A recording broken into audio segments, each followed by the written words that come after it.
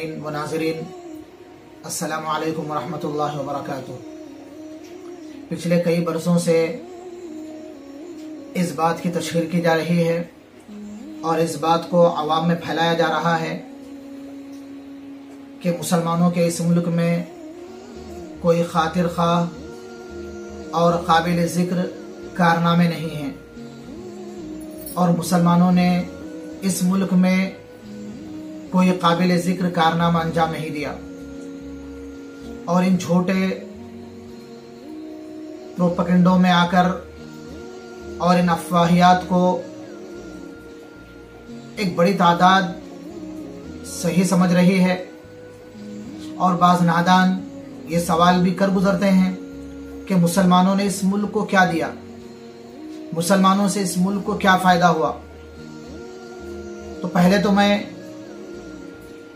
ये बात अर्ज़ करना चाहता हूँ कि पहले हम अपनी तारीख़ जाने। तारीख़ ये किसी भी कौम का कीमती सरमाया होती है। जो कौम अपने माजी को भूल जाती है फिर वो कौम मुस्तकबिल में भुला दी जाती है। इसी तरह जिस कौम का अपने माजी से जितना गहरा ताल्लुक़ होता है वो कौम उतनी हिम्मत वाली, जुर्अत वाली और मुस्तकबिल के हवाले से उतनी ही मजबूत होती है। हमें अपनी तारीख़ जाननी चाहिए, हमें इस्लामी कारनामे और इस्लाम के जो मशहूर शख्सियात हैं उनकी कुर्बानियों को जानना चाहिए और हम मुसलमानों को इस बात पर फ़ख्र करने का हक़ है और हमें इस बात पर फ़ख्र करना चाहिए कि हम मुसलमानों का माजी और हमारी तारीख़ इंतहाई शानदार है और हमारी तारीख़ महफूज है। बहरहाल कि मुसलमानों ने इस मुल्क को क्या दिया, तो मैं इस हवाले से तीन बातें अर्ज़ करना चाहता हूँ। एक ये कि इस मुल्क की हिफाजत मुसलमानों ने की और दूसरी बात, इस मुल्क की तरक्की हमेशा मुसलमानों से वाबस्ता रही है और इंशाअल्लाह ताला आइंदा भी वाबस्ता रहेगी। और तीसरी चीज, इस मुल्क की आज़ादी में मुसलमानों का सबसे ज्यादा हिस्सा रहा है। अगर मुसलमान इस मुल्क की आज़ादी में हिस्सा न लेते तो फिर कभी ये मुल्क शायद आज़ाद न होता। इस मुल्क की हिफाजत मुसलमानों ने की। खासकर तारीख के हवाले से बात मालूम होती है कि खानदान गुलामान ने इस मुल्क में पहले हुकूमत कायम की। सन 1206 में कुतुबुद्दीन ऐबक ने यहाँ पर हुकूमत कायम की और कुतुबुद्दीन ऐबक ही के ज़माने से हिंदुस्तान पर चंगेज़ खान और उसके औलाद के यानी मंगोल सल्तनत के मुस्तकिल हमले होते रहे। तकरीबन 100-150 साल तक इस मुल्क को मंगोलों से बचाया खानदान गुलामान ने। और उस जमाने में मंगोल सल्तनत दुनिया की सबसे बड़ी ताकत थी और मंगोल सल्तनत ने दुनिया के बड़े बड़े इलाकों को और बड़े आबाद शहरों को बिल्कुल तबाह और बर्बाद करके रख दिया था। सन 1258 में हलाकू खान ने शहर बगदाद को बिल्कुल तबाह और बर्बाद कर दिया, जिसके हवाले से किताबों में बात मिलती है और मौर्रिखीन लिखते हैं कि जिसने 2 लाख से 10 लाख तक लोगों को कत्ल किया और दुनिया का सबसे तरक्की याफ्ता शहर उस वक्त बगदाद ही था, उसकी ईंट से ईंट बजा दी गई। बहुत सारे मुमालिक को तबाह व बर्बाद कर दिया गया और मंगोलों की निगाह हिंदुस्तान पर भी थी और मुख्तलिफ अवकात में मंगोल दस्ते हिंदुस्तान पर हमला करते रहे। यहाँ के जो उस वक्त के जो बादशाह थे खानदान गुलामान, मुस्लिम बादशाहों का ये सबसे बड़ा कारनामा है कि उन्होंने इस मुल्क की मंगोलों से हिफाजत की। अगर खुदा ना खास्ता अगर मंगोलों से हिफाजत न होती तो आज मुल्क का नक्शा दूसरा होता। और इसी मंगोलों से लड़ाई में सुल्तान गयासुद्दीन बलबन का बड़ा बेटा सुल्तान मोहम्मद खान मंगोलों से लड़ते लड़ते ही शहीद हो गया।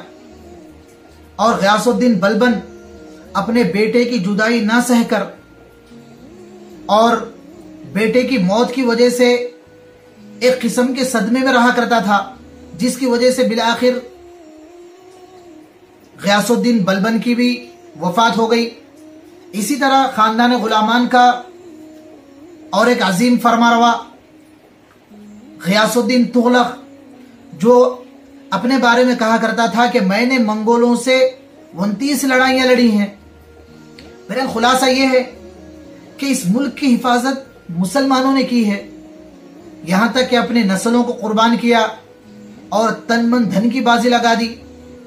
तकरीबन 100-150 साल तक मंगोलों से कशमकश जारी रही। बिलाखिर मंगोल हिंदुस्तान से नाकाम लौटे और उनको कभी यह मौका नहीं मिला कि वो हिंदुस्तान को लूटें और यहां कत्ल गारतगिरी का बाजार गर्म करें। इस मुल्क की हिफाजत मुसलमानों ने की है। इसी तरह इस मुल्क को जो तरक्की हुई, इसमें भी मुसलमानों का बड़ा रोल रहा है। बतौर खास मुगलिया का जो दौर है, तक गालिबन 1526 से मुगलिया का दौर शुरू होता है। तकरीबन मुगल सल्तनत हिंदुस्तान में 313 साल कायम रही। उस दौर में इस मुल्क को बड़ी तरक्की हुई। उसी दौर के हवाले से दुनिया के अंदर यह बात मशहूर थी कि हिंदुस्तान सोने की चिड़िया है और दुनिया का सबसे कीमती हीरा कोहिनूर वो भी इसी मुल्क से दरियाफ्त हुआ। और अंग्रेजों की इस मुल्क में आमद की बड़ी वजह यहां की मुआशी तरक्की थी। इस मुल्क में हर तरफ खुशहाली थी, लोग अमन व अमान से थे और लोगों में भाईचारगी थी और लोगों में हमदर्दी के जज्बात थे और बादशाहों की जानिब से भी मुकम्मल मजहबी आज़ादी थी और हर एक के साथ मजहबी रवादारी का सुलूक किया जाता था और हर मजहब वालों को बड़े बड़े ओहदे दिए जाते थे।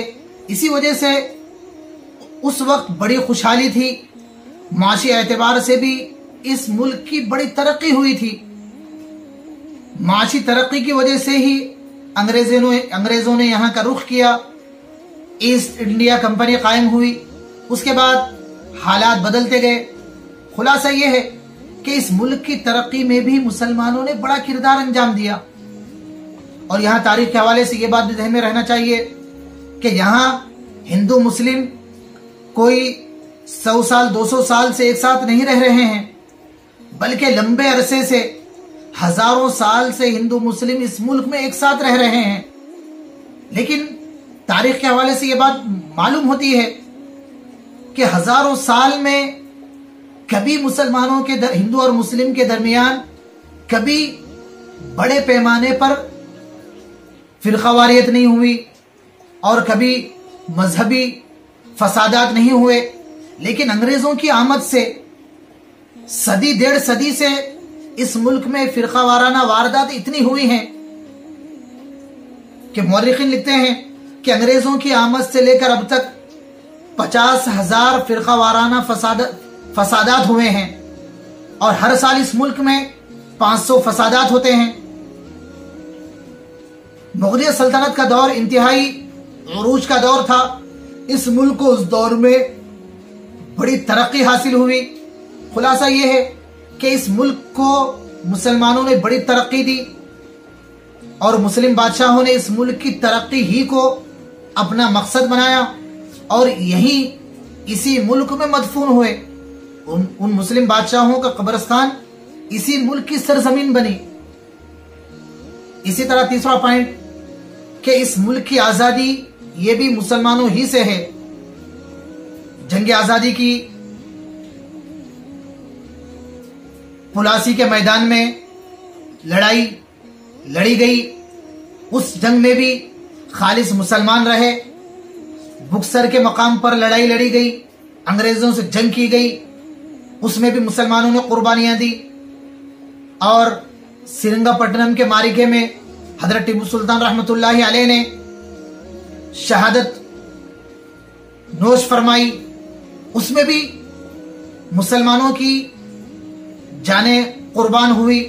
इसी तरह 1857 का जो मारिका था, 1857 का जो वाकया था, उसमें भी क़ियादत मुसलमानों ही ने की। इंशाअल्लाह इस पर मजीद तफसीली बात होगी कि जंग आज़ादी में मुसलमानों का क्या रोल रहा है। बहरहाल आज की गुफ्तगू का खुलासा यह है कि इस मुल्क की तरक्की में, इस मुल्क की हिफाजत में, इस मुल्क की आज़ादी में मुसलमानों का नाकाबिले फरामोश हिस्सा रहा है। और आज इस बात को लोगों के जहनों से ख़त्म करने की कोशिश की जा रही है। हमारी जिम्मेदारी है कि ये तारीख़ के जो अवराक़ हैं, तारीख़ी जो शहादतें हैं, तारीख़ी जो वाक़यात हैं, वो हमें मालूम हो और हम आइंदा आने वाली नस्लों तक इस चीज़ को मुंतकिल करें। मैं इसी के साथ रुखसत होता हूँ। अस्सलामु अलैकुम व रहमतुल्लाहि व बरकातुहू।